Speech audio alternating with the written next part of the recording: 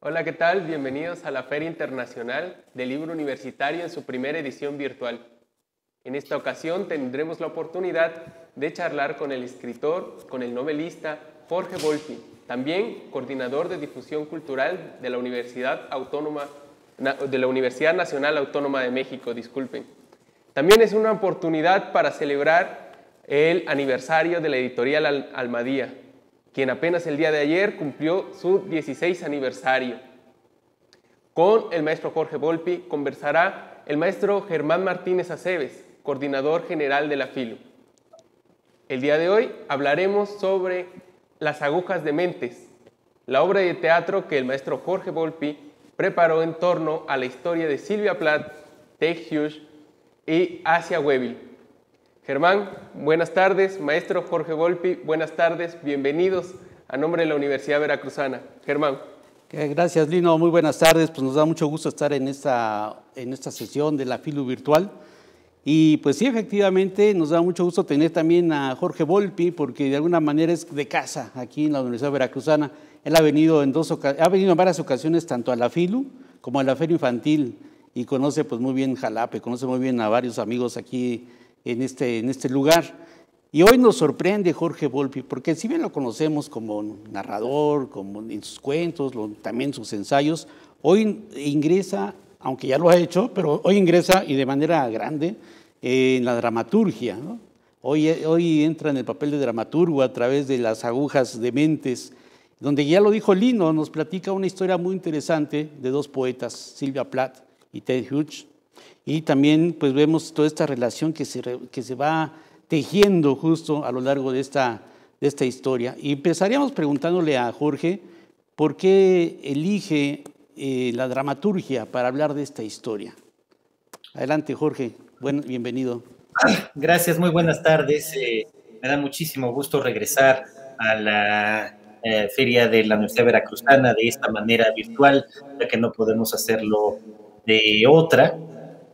Jalapa, en efecto, es un lugar que tengo mucho cariño, ella sobre todo a Sergio Pitol, y también desde mucho vínculo con la universidad, he tenido dando clase para la universidad en alguna ocasión, y también volviendo cada vez que ustedes me invitan, así que muchas gracias y un saludo a todos los estudiantes académicos de la Universidad Veracruzana. Gracias, por supuesto, Lino, muchas gracias, Germán, por tus palabras.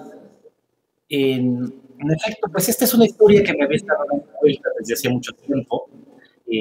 Yo, por supuesto, conocía tanto la poesía o parte de la poesía y la vida un poco de Sylvia Plath, pero conforme fui adentrando en la historia me pareció apasionante y al mismo tiempo terrible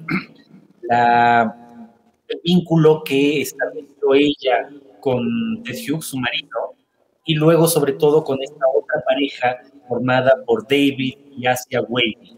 David, que era un poeta más joven que ellos dos, y Asia Wavell, Asia Hoffman, de nombre original, que era su esposa en ese momento. Entonces se trata de una historia de traiciones, de infidelidades, también de violencia de género, y no deja de ser una historia que ocurre entre poetas y donde la literatura tiene un papel central. Entonces, desde que supe la parte central de la historia, es decir, cómo Ted Hughes deja a Sylvia Plath precisamente porque se enamora de Asia Wavell, cómo después Sylvia terminará suicidándose de esta manera terrible, metiendo la cabeza en el horno y dejándose morir intoxicada por el gas, pero sobre todo cómo luego vuelve a ocurrir esta misma historia se repite cuando Asia Wavell, 6 años después, termine también suicidándose de la misma manera, imitando lo que había pasado con Sylvia. Es decir, otra vez metiendo la cabeza al horno y muriendo intoxicada por el gas, pero de una manera quizá todavía más terrible, porque también no solo muere ella, sino que también mata así a la hija que había tenido con Ted Hughes. Entonces se trata de una historia, digamos, tan terrible, con tantas aristas, y al mismo tiempo con tanta poesía entremezclada, que me pareció que la mejor manera de contarla no era en esta ocasión en una novela, sino dejando que los propios personajes, que son escritores, que son poetas, terminasen contando su historia de la mejor manera que un personaje puede contarla, que es con su propia voz. Y a partir de ahí me pareció pues que esta historia debía dar lugar a un texto dramático más que a un texto narrativo. Mientras estuve leyendo Las agujas de mentes, me sorprendió Jorge Volpi como dramaturgo, porque maneja muy bien la dramaturgia. O sea, uno puede estar leyendo los diálogos de Sylvia Plath, Ted Hughes, de Asia, y de repente aparecen las descripciones de teatro, ¿no? Los oscuros, las voces íntimas, muy bien manejadas a través de los escenarios. Incluso a veces parecía que estaba escuchando o viendo o leyendo el estilo de Tennessee Williams, ¿no? Para hacer teatro, ¿no? Y entonces combinaba estas vidas de la década de los 60 con estas libertades que había en los 60 y donde vemos precisamente un inicio de un pensamiento liberal femenino representado en estas dos personajes, en Sylvia Plath y en Asia Wells, ¿no? Entonces, me llama mucho la atención toda esa manera como tejes esta historia, Jorge, y pues vuelvo a repetirlo, a mí me sorprendiste como dramaturgo, ¿no? No esperaba esa variedad tuya, ¿no? Dentro de esta forma de expresar esta historia. Y no sé si, pues yo creo que debe ser parte de tu ilusión tenerla algún día en el escenario, ¿no? Sí. Bueno, pues digamos, aquí te confesaría, Germán, que cuando yo empecé a escribir a los 16, 17 años, empecé escribiendo cuentos en la escuela preparatoria junto con Ignacio Padilla y Eloy Urroz, mis grandes amigos del grupo del Crack. Pero los primeros textos largos que intenté ya desde esa época, fascinado por el teatro, fueron piezas dramáticas, obras de teatro, que eran pésimas y que nunca llegaron a representarse. Escribí al menos 2 piezas largas en esa época, y luego todavía perseveré unos años más adelante escribiendo un par más, que buenos amigos dramaturgos terminaron por decirme que eran absolutamente impresentables, que no tenían ninguna coherencia dramática, que era como si estuviera simplemente trasladando la narración al escenario. Entonces pasaron muchos años antes de que volviese a intentar escribir una pieza dramática. Lo primero que hice fue hace ya pues 4 años, 4 o 5 años, ya no recuerdo exactamente, decidí hacer una adaptación de mi novela Memorial del Engaño al teatro, que terminó llamándose El origen del mundo, y que se estrenó con un montaje de la Compañía Nacional de Teatro, dirigida por Mario Espinosa, y creo que fue una puesta en escena que me gustó muchísimo de Mario, que enriqueció enormemente el texto. Y a partir de ahí, pues como creo que le pasa a muchos escritores que intentan y que ya tienen un montaje, tenía otra vez esta especie de virus, para aplicar el término que más nos implica en esta época, del teatro, y empecé entonces a barajar la idea de escribir una obra de teatro en torno a la vida de Sylvia Plath y de Asia Wavell. Lo empecé la investigación, pues a leer toda la obra de Sylvia Plath y de Ted Hughes y algunos de los poemas de David Wavell, a leer biografías, que hay varias, y acaba de salir una espléndida nueva de Sylvia Plath, y a partir de ahí, pues a tratar de modelar esta pieza dramática. Por supuesto, lo que sí tengo que decirte es que no fue nada sencillo, y ese era un poco el reto. Lo último que había escrito antes de esto había sido una novela criminal, un texto que se aleja por mucho de este otro. Quería cambiar de registro, quería cambiar de perspectiva, de una historia coral enorme como la de Israel Vallarta y Florence Cassé, a volver a una historia íntima, solo 4 personajes, una historia esencialmente de amor y de traición y de violencia.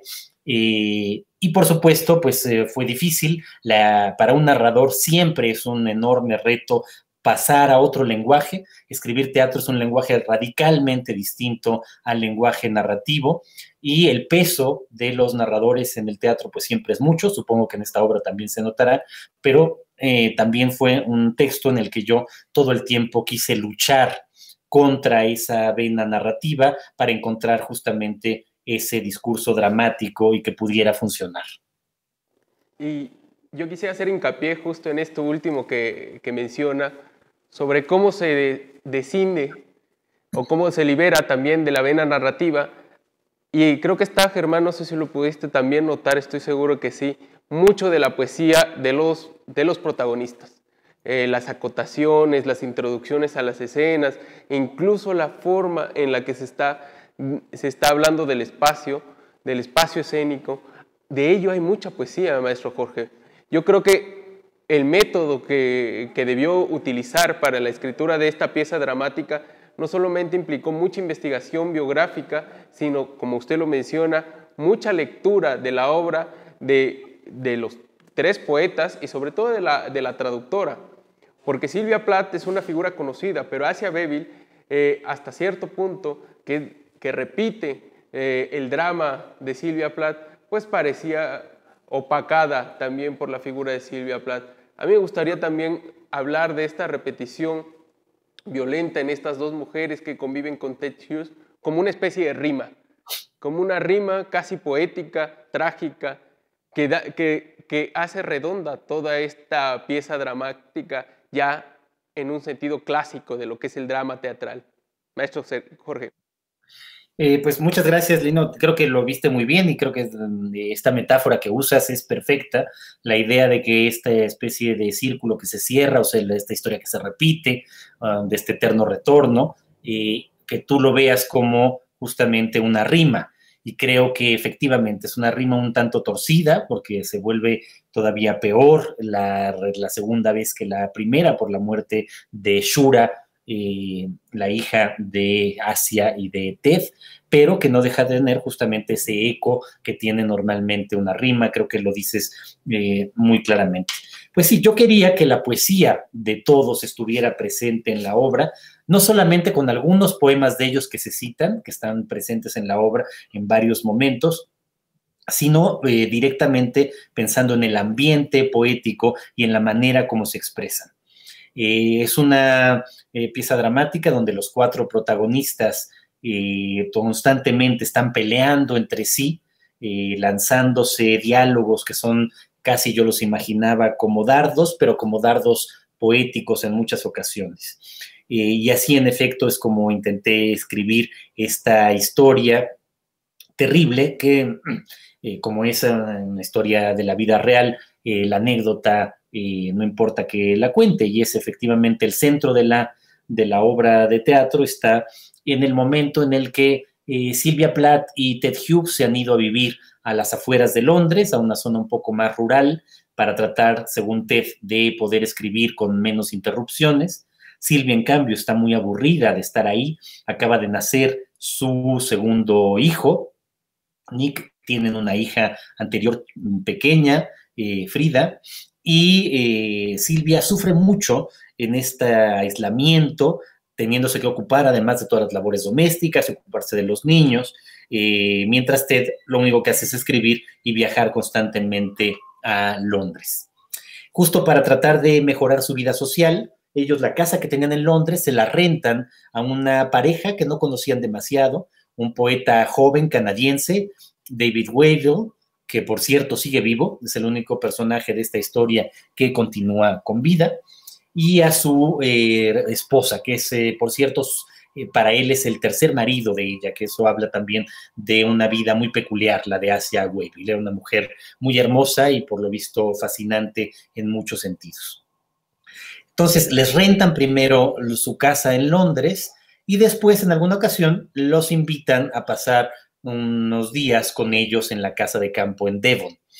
Finalmente ellos van y esa va a ser el centro dramático de la obra de Las agujas dementes, cuando precisamente se encuentran los cuatro y de inmediato Asia y Ted comienzan un coqueteo que va a terminar en una escena en la que va a ser claro para Silvia la fascinación que empieza a despertar Asia en Ted, y a partir de ahí vendrán toda una serie de catástrofes.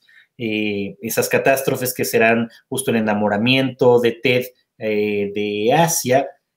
Asia se enamorará también de Ted, terminarán engañando a sus respectivos maridos y esposa.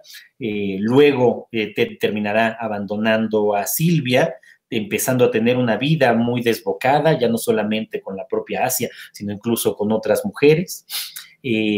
Luego vendrá la catástrofe mayor de ese inicio, con la muerte de Silvia, este suicidio, donde ella, sin embargo, intenta proteger a sus hijos, llevándoles un poco de leche y unas galletas antes de cerrar sus puertas con una sábana para que no fuera a llegarles el gas. Y finalmente la muerte de Silvia. Como a partir de ahí Asia va a terminar mudándose a esta casa, va a terminar un poco ocupando en todos sentidos el lugar que tenía Silvia, como será entonces también una especie de competencia, pero ahora una competencia ya no con la Silvia viva, sino con una competencia con la Silvia muerta, con esta Silvia que no hace sino crecer en la imaginación. Ted se va a encargar de publicar los poemas de Silvia póstumos en el libro que la vuelve célebre, Ariel, pero eso sí, censurando algunos poemas o quitando otros que hablaban justamente mal del propio Ted. Y finalmente, como esa ocupación de Asia en esa vida no va a tener frutos, terminará embarazada, terminará teniendo una hija de Ted que Ted nunca querrá reconocer del todo. Luego ni siquiera van a terminar viviendo juntos, terminarán separándose, y al cabo de 6 años, que es el mismo tiempo exactamente que duró el matrimonio de Ted y de Silvia, Asia cometerá este suicidio, matando también de paso a la pequeña Shura, en esta rima, como tú decías, Lino, tan terrible y tan trágica. Entonces también es una historia de violencia de género. Ted era un hombre violento, parece que a Silvia también la violencia no solo era psicológica, sino también directamente física. Entonces tiene muchas aristas y muchos planos esta historia real que intenta quedar recuperada, basada en esto, pero no siguiéndola estrictamente las agujas de Mentes. Así es, y también si está de por medio la poesía, está de por medio esta puesta en escena de estas vidas donde existen traiciones y amores diversos. También está la vida cotidiana, porque regularmente está ahí la comida, están preparándose unas bebidas, y están las agujas de Mentes que de repente aparece en los diálogos, ¿no? Es parte de la cotidianidad, ir tejiendo pues esta historia y esta manera de ir desarrollándose, que si bien hay varios elementos pasionales, existe, digamos, en estos términos actualmente, Jorge, un personaje tóxico, ¿no? Que es el poeta Hughes, que provoca todo este tipo de enfrentamiento o de vida amorosa que tiene a Silvia y hacia una con otra, y conviven, y constantemente hay un diálogo entre ellas también, y esos diálogos van, como decía hace un momento, entre la vida cotidiana, que podemos ver cómo las desarrollas también, como dije hace un momento, con las comidas, las bebidas, la vida de todos los días, ¿no? Eso nos crea también una atmósfera muy íntima. No sé si tú lo planteaste así, como llegar precisamente a la intimidad de estos personajes. Pues sí, de eso se trataba, de verlos en su propio espacio. Todo lo que ocurre en la obra de teatro ocurre esencialmente en 2 espacios: la casa que compartieron en Devon, Silvia y Ted, y luego la casa que comparten un poco más adelante Asia y Ted. Es un espacio siempre íntimo, siempre cerrado, son solo estos 4 personajes. Al inicio de la obra no sabemos muy bien cuál es el espacio temporal. Podría ser que los personajes ya estuvieran muertos, podría ser que solamente Silvia estuviera muerta. En fin, va la obra de teatro también llenándose de fantasmas y de fantasías. Y en efecto, el título, Las agujas de Mentes, proviene de un poema de Ted Hughes, en donde se refiere así justamente a Silvia y a Asia. Precisamente derivado tal vez de una anécdota de ese primer encuentro entre ellas, en donde a Silvia le gustaba tejer y bordar, y también a Asia. Y en algún momento Asia le promete que le va a regalar un tipo de tejido que va a utilizar justamente para este tipo de labor manual que le gustaba a Silvia, y más adelante le va a enviar, incluso cuando ya está empezando la relación con Ted, a Silvia de todas maneras esa tela que le había prometido. Entonces probablemente de ahí también deriva que Ted Hughes en uno de sus últimos poemas las caracteriza a ellas como dos agujas y como dos agujas dementes. Probablemente, digo, esa es otra parte de esa violencia, probablemente mucho más demente fuera él mismo, pero aún así lo vemos hablando de ellas de esta forma. Ted Hughes, independientemente de toda su personalidad y de esta violencia que ejerció en contra de Silvia, es también uno de los grandes poetas del siglo XX en lengua inglesa, y justo ya al final de su vida, poco antes de morir, publica un libro de poesía autobiográfico titulado Últimas Cartas. En estas cartas, que en realidad son cartas de cumpleaños, perdón, en estas cartas de cumpleaños, que en realidad son poemas, recrea toda su relación con Silvia, y es en estos poemas donde se refiere a Silvia y hacia esa conjunción como agujas dementes. Sí, no dejo de pensar, justo a propósito de que se ubica en la casa de Inglaterra y justo en la nacionalidad de Ted Hughes, para pensar un poco en elementos básicos y clásicos del teatro.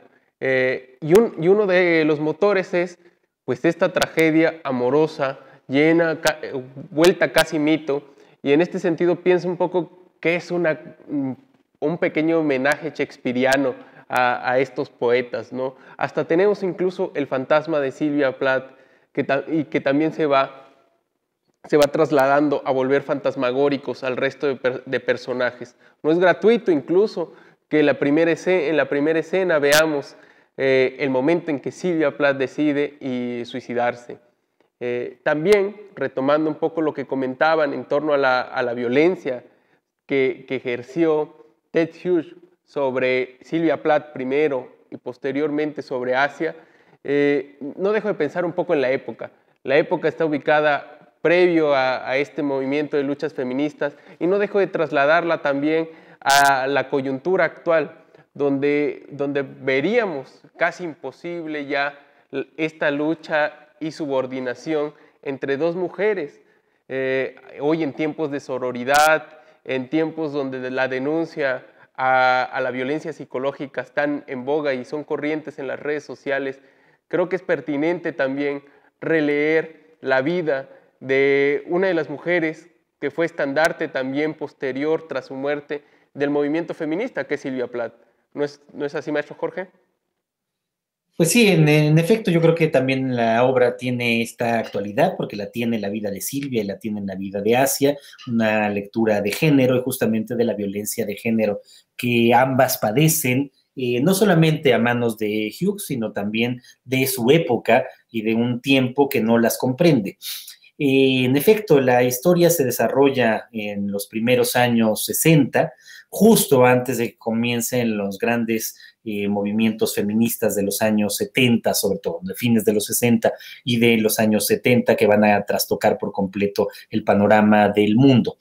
Entonces, ellas sufren una época en donde sus libertades son muy constantemente acotadas por el dictado patriarcal. Asia es una mujer que nace en Alemania, pero que finalmente va a terminar trasladándose a Israel. Su madre era alemana, su padre era judío, va a educarse en Israel, pero de ahí se va a ir a Canadá. Va a tener 2 matrimonios anteriores a David Wavell, algo que es muy raro en esa época, una mujer joven, 2 veces divorciada, y que terminará incluso teniendo esta vida también, primero con David y luego con Ted. O sea, era una mujer que buscaba rabiosamente la libertad de su deseo, que siempre fue juzgada por ello, que siempre fue juzgada evidentemente por la moral de la época, y que aún así quiso arriesgarse finalmente por el amor a Ted y que sin embargo termina trágicamente dándose cuenta de que no tiene salidas, con una hija que Ted no quiere reconocer, que no quiere hacerse cargo de ella ni de su hija, y que termina también abandonándole.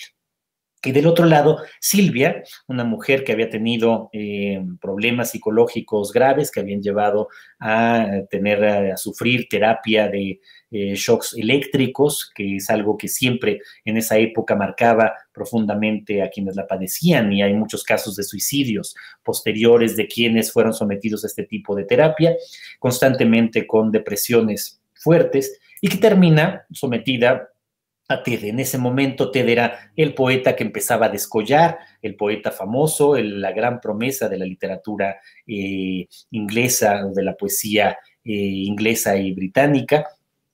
Silvia era mucho menos conocida, era estadounidense, se traslada a vivir con Ted en Inglaterra, él es el que es famoso y, por supuesto, él es el que toma todas las decisiones en casa. Ella tiene que ocuparse, además de todo lo doméstico que nunca le gustó y nunca le pareció apasionante, más su labor de madre, intenta ser perfecta en todo y además escribir sus grandes poemas que van a ir detallando justamente esta intimidad de lo femenino sometida a este sistema y sometida también, por supuesto, a su propio marido, y que terminará transfigurando en muchos poemas memorables. Así es. Además, también, pues, dado la época que es la década de los 60, podemos ver un problema existencialista también. De hecho, había muchas teorías alrededor que influía evidentemente en la filosofía y la poesía de la época, y algo pasaba entre algunos personajes de Europa y de América en aquel momento. Llegaba el momento tan pasional, o el momento de tantas maneras de expresarse, y que a veces no encontraban ninguna otra salida más que el suicidio. Aquí me llama mucho la atención que existe un doble suicidio ante esa problemática que enfrentan en sus vidas pasionales, la de Sylvia Plath y la de Asia. Entonces, es también un reflejo de la época, Jorge, y ahora en los tiempos actuales también podemos ver estas tendencias de soledad, estas tendencias de falta de abrir puertas y ventanas para buscar otras instancias en la vida, ¿no? Porque el suicidio de repente está muy presente también en las épocas actuales en muchos momentos, ¿no? Pues sí, efectivamente, pues esperaba yo, la historia de Silvia, de Ted, de Asia y de David es una historia que, pese a tener un marco temporal que nos revela cómo era esa época, incluso en Gran Bretaña, pero que sigue teniendo una enorme actualidad en muchos de los temas que contempla. Desde luego, todo el tema que tiene que ver con género, con violencia de género, que está muy presente en la obra y que está también muy presente en nuestro tiempo. Lo estamos viviendo en México, igual que en el resto del mundo, de manera muy intensa, justamente en esta época y en estos días, con muchos casos célebres que están en la política y en los medios, y con la lucha feminista que se ha redoblado precisamente contra la violencia de género. Así que ahí hay toda una beta, y por supuesto también la salud mental, la parte que tiene que ver con la depresión y con el suicidio, que es otra constante permanente de esa época y de la nuestra. Justo tenemos una pregunta que nos pasan a través de las redes sociales y nos preguntan lo siguiente, a propósito de uno de los libros del maestro Jorge Volpi. Aunque él ya nos ha develado que el título de Las agujas dementes viene de una par de fragmentos de un poema de Ted Hughes, nos preguntan, ¿existe algún vínculo intencional de este libro, Las agujas dementes, con el libro La tejedora de sombras, ya que en ambas parece que se marca una relación con los hilos, el tejido, las agujas, o es una simple casualidad? Pues es muy interesante la pregunta porque no lo había reparado conscientemente. En efecto, esta novela muy anterior, una novela del 2009, La tejedora de sombras, curiosamente también la protagonista central es una mujer, y es otra mujer que sufre profundamente también las condiciones de su tiempo, una mujer también que se busca muy libre, una mujer que explora por completo la sexualidad en una época en la que eso estaba muy mal visto, pero una mujer que termina al final no libre, sino sometida también justamente a la tiranía de otro hombre muy brillante, en ese caso el psicólogo y psiquiatra Henry Murray. Entonces, en efecto, hay un cierto paralelismo que yo mismo no había notado entre estas dos historias. Esa historia, la de Christiana Morgan, que terminará también suicidándose de una manera muy distinta, pero también en ese sentido terrible y poética, entrando al mar y ahogándose. Entonces, pues sí, hay un cierto paralelismo probablemente que yo mismo de manera inconsciente no había reparado, pero muchísimas gracias por señalármelo. Sí, aquí hay otra pregunta y es de Alfredo Domínguez Roldán, que dice si hubo alguna inspiración de la más reciente película de Tarantino y si la vida de Roman Polanski me parece otra historia trágica que aunque fue un poco posterior, es similar. Eso. Bueno, Alfredo Domínguez Roldán. Aquí sí, claramente ninguno de los dos casos los tenía yo en mente, ni ninguna película de Tarantino en este sentido, y tampoco la historia de Polanski o la historia de Woody Allen o otras que han llegado a convertirse en grandes escándalos en nuestro tiempo. Esta era una historia muy particular, una historia de poesía, no solamente de violencia de género, no solamente de infidelidades, una historia, digamos, sobre todo con esta condición que la hace única de esta repetición o esta rima terrible entre las vidas de Asia y de Silvia. Bien, nos mandan un saludo a través de la red social de Facebook. Miriam Karina Oliva confiesa que es seguidora y lectora de su obra. Espera estas ferias de libro con la ilusión de que presente algún libro y que para ella es una agradable sorpresa en esta ocasión encontrar que su pluma se manifiesta a través del género dramático.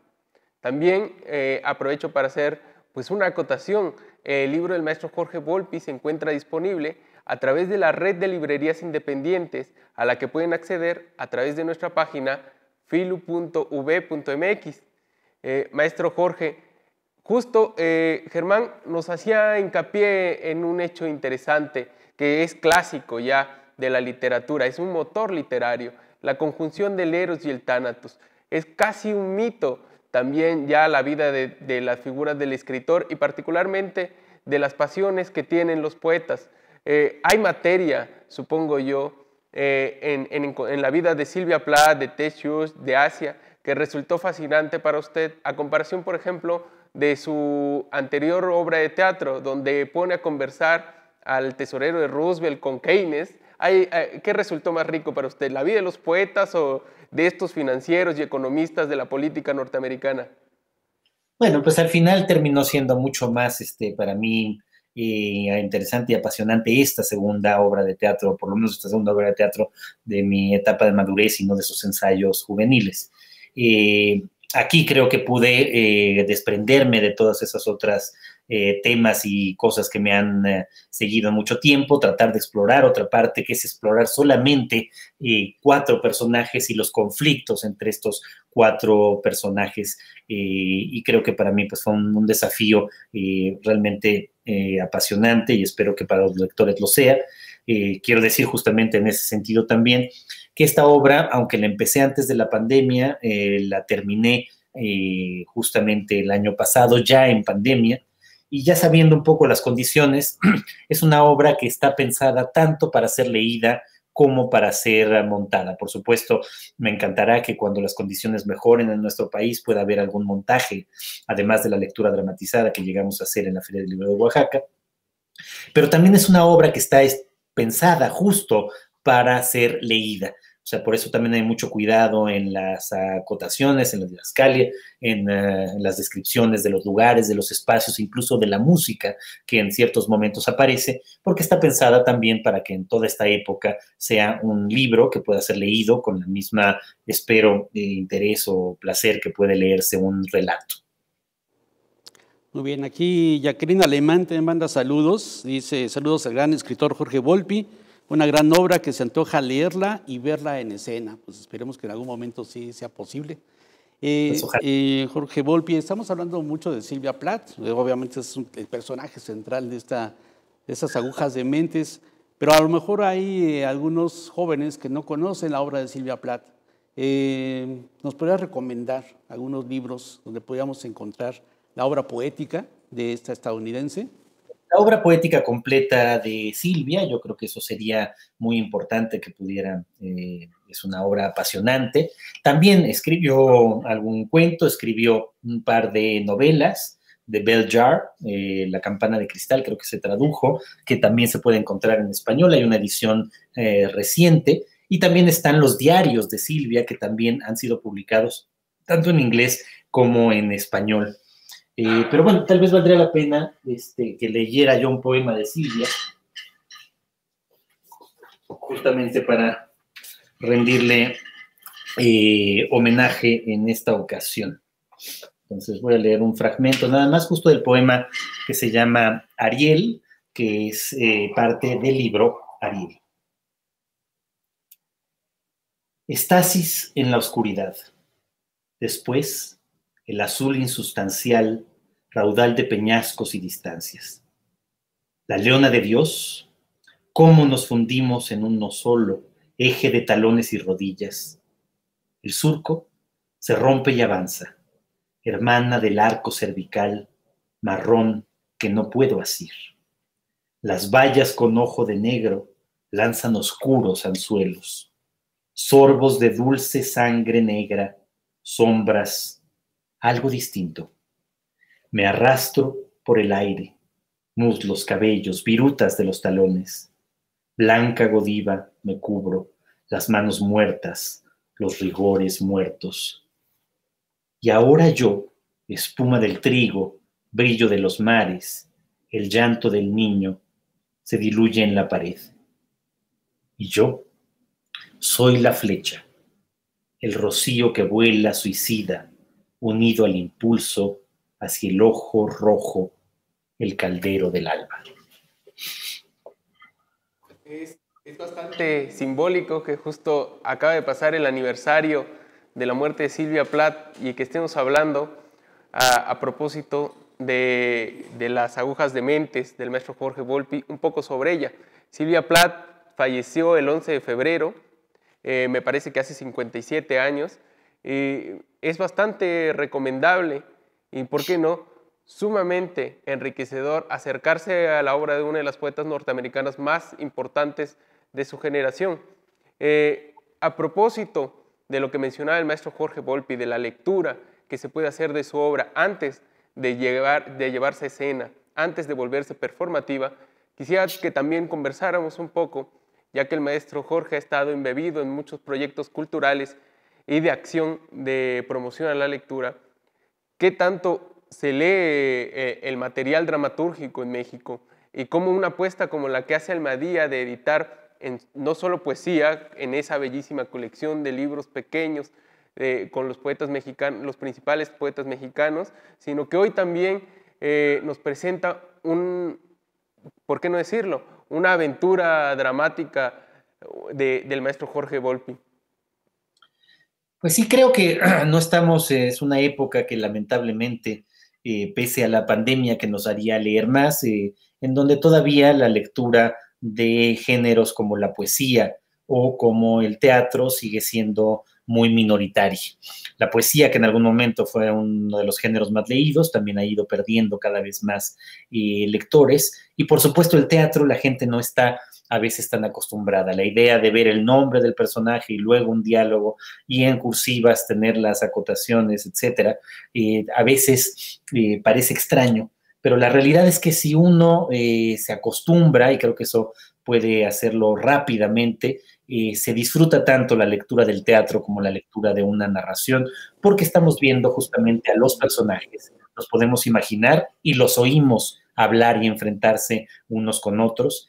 Así que creo que es un buen momento para tratar de que también se lea mucho más teatro. Sí, es algo muy interesante poder leer el teatro. Aquí en la Universidad Veracruzana, por ejemplo, tenemos la revista Tramoya, que hizo Emilio Carballido, y constantemente pues, podemos ver la exposición de obras de teatro a través de la lectura, y es realmente un buen ejercicio. Yo recomiendo que lean Las agujas de mentes de Jorge Volpi, porque uno se puede convertir en su propio director de escena, ¿no? Uno puede ir adentrándose en los personajes y imaginarse cómo va desarrollándose. Además, la verdad, las descripciones que hace Jorge Volpi, porque es todo un estilo, es una técnica, pues, de hacer los diálogos de los personajes, pero además también de escribir el escenario, cómo está el escenario. Por ejemplo, de repente hay una relación entre Tay Hughes y Asia, y aparece en algún lugar oscuro Sylvia Plath, ¿no? con sus frases, con su aguja penetrante sobre una frase para Tay Hughes o para Asia, ¿no? O sea, irse imaginando ese tipo de escenarios, al momento que uno está leyendo, uno se puede convertir también en un director de teatro, de su propia obra de teatro, de la manera como uno la quiera. Y ese es un bonito juego, Jorge. Eso es algo que nos gusta mucho también, leer el teatro, y también nos hace mucha falta leer teatro, ¿no? Pues me gusta mucho que lo digas así, Germán, justamente sí, la idea de que siempre el lector completa la lectura, y en el caso de un texto dramático, pues se convierte, y lo dices muy bien, es muy bonita la imagen, en el propio director de escena, que puede imaginar a los personajes, que puede imaginar los escenarios, que puede imaginar la música, que puede imaginar los decorados y la tramoya, mientras justamente va escuchando en su mente los diálogos que va leyendo. Y siempre es obligatorio, al tener al maestro Jorge Volpi, hablar un poco del grupo del Crack. Es una oportunidad bastante interesante, y más hacerlo a propósito de la obra que hoy presentamos, porque uno de sus principales apuestas como generación o como grupo fue liberarse de localismos y tocar temas que nos volvieran más cosmopolitas. En un momento en el que la literatura buscaba liberarse un poco de esa gran losa de escritores del boom latinoamericano y de escritores nacionalistas. Entonces, hablemos un poco también de esta renovación constante que tiene el maestro Jorge Volpi, Eloy Urroz, Pedro Ángel Paló, nuestro querido maestro Ignacio Padilla, sobre estos grandes temas que nos demuestran que la literatura mexicana es universal. Sí, bueno, el grupo del Crack hace ya pues 20 y tantos años tenía esa idea sobre todo de tratar de escapar solamente de lo local y de lo exótico. Creo que a lo largo de estos años pues ya se ha vuelto algo natural, y también ahora muchos de nosotros escribimos textos sobre México. Mi novela anterior, una novela criminal, es evidentemente una novela centrada en México por completo, y ahora otra vez este salto a estos 4 personajes, de los cuales una es alemana, una es canadiense, una alemana judía, un canadiense, un británico y una estadounidense. Entonces ahí hay una cierta cosmopolitismo ya en cómo está formada estas 4 parejas, pero que a fin de cuentas su nacionalidad en el fondo es lo de menos. Lo importante son los conflictos que se desarrollan entre ellos, y esos conflictos pues son conflictos propios de la naturaleza humana, que desde México, desde cualquier otro lugar, pueden volverse relevantes. Justo ahorita que Lino hablaba del Crack, pues saco a colación el libro que tiene la editorial de la Universidad Veracruzana, que también se lo recomendamos, porque está aquí el manifiesto Crack y el post-manifiesto del Crack, 1996-2016, donde se puede pues, ver precisamente pues, lo que estos jóvenes de aquel momento lo plantearon como tal, como el Crack. Y Jorge Volpi, ¿tú crees que actualmente existe un nuevo movimiento literario en México? ¿Hay una nueva forma de expresión juvenil en las letras? Bueno, yo creo que desde entonces, yo le agradezco, por cierto, mucho a la editorial de la Universidad Veracruzana la publicación de este librito que trae el manifiesto y el segundo manifiesto, el manifiesto que escribimos 20 años después, justamente también unos meses antes de la muerte de Ignacio Padilla, y que publicamos, por lo tanto, como algo muy especial para nosotros estos 2 textos. El manifiesto original del año 96 y el segundo manifiesto del año 2016. Y en efecto, creo que desde entonces hay muchísimos escritores en activo en México, de muchas generaciones, una enorme riqueza. Quizá ya no haya grupos tan claros, tan específicos como nosotros, que quisimos presentarnos directamente como un grupo, pero sí lo que existe es una gran vitalidad y riqueza entre los nuevos escritores y las nuevas escritoras que han aparecido a lo largo de los últimos años, y la lista pues es enorme, de una gran variedad y de un gran talento. Pues ha sido un gusto conversar con el maestro Jorge Volpi a propósito de su obra de teatro editada por Almadía, Las agujas de Mentes, una obra llena de traición, de amor, de pasiones y, por qué no, de la trágica muerte de dos poetas y sobre la vida terrible y a veces también, no, ¿por qué no decirlo?, interesante, de Sylvia Plath, Ted Hughes y Asia Webil. De nueva cuenta, refrendo la felicitación que desde la Feria Internacional del Libro Universitario le extendemos a la editorial Almadía. Felices 16 años, que vengan muchos más, y también deseamos tener pronto, esperemos que cuando acabe la situación sanitaria en la que nos encontramos, la presencia del maestro Jorge Volpi en Jalapa, y esperemos también contar con la posibilidad de ver en escena la obra que preparó en torno a la vida de estas figuras de lengua anglosajona, de la literatura anglosajona. Germán Martínez, ha sido un gusto. Una última pregunta para Jorge Volpi. Vas. Si pusieras en escena, espero que sí, esta obra de teatro, ¿quién te gustaría que fueran los actores? Uy, pues no lo sé. Ahí espero más bien que haya posibilidad, ya con que tengamos un regreso a las tablas y a los escenarios y que podamos volver a ir al teatro. Espero pues que sean actores y actrices que les guste el texto y se interesen por el texto. Entonces, de veras, muchas gracias a ustedes por la invitación. Muchísimas gracias y felicitaciones a mi editorial, a Almadía. Muy bien. Muchas gracias. Si desean revivir esta presentación y otras más, no dejen de buscar a la Feria Internacional del Libro Universitario en YouTube como Filu Virtual. Suscríbanse, denos like, compartan y vean esta presentación y muchas más de la Feria Internacional del Libro a través del portal de YouTube. Y síganos en nuestras redes sociales y busquen el libro de las agujas de mentes a través de filu.b.mx. Muchas gracias. Muchas gracias.